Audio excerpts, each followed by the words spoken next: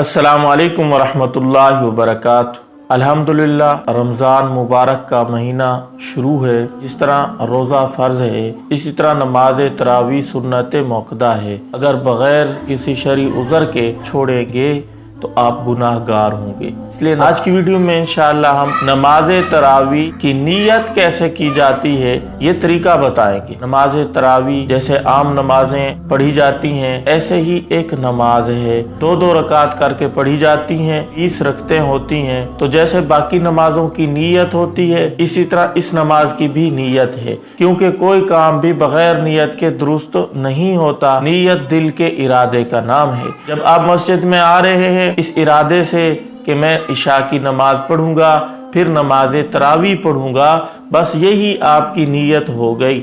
ज़बान से कहना कोई ज़रूरी नहीं है। कुछ आबाब ज़बान से कहना ज़रूरी समझते हैं। इसी वजह से जब इमाम साहब नमाज के लिए तकबीर कह लेते हैं, उसके बाद कुछ धीमी धीमी सी आवाज़ें भी लोगों की आती हैं।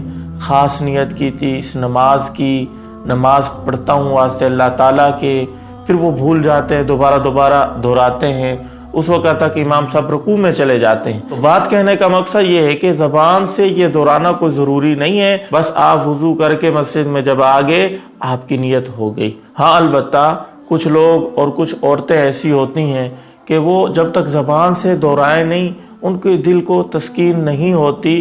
तो ज़बान से अगर आप दोहरा लेंगे तो ये अफजल है, लेकिन ज़रूरी नहीं है। तो ज़बान से किस तरह दोहराना है? अगर आप अकेले पढ़ रहे हैं, मर्द हैं या औरतें तो अकेले ही पढ़ेंगी, तो उस वक़्त इस तरह दोहराना है। 2 रकात नमाज तरावी सुन्नत मुअक्कदा, और फिर 2-2 करके इसी तरह हर 2 रकात के ऊपर नियत करती जाएंगी। तो इस तरह 20 रकतें पूरी करेंगे। और अगर आप इमाम के पीछे हैं तो इमाम की इक्तदा की नियत करेंगे।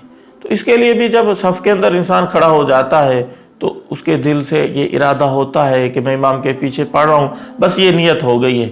ज़बान से दोहराना कोई ज़रूरी नहीं है।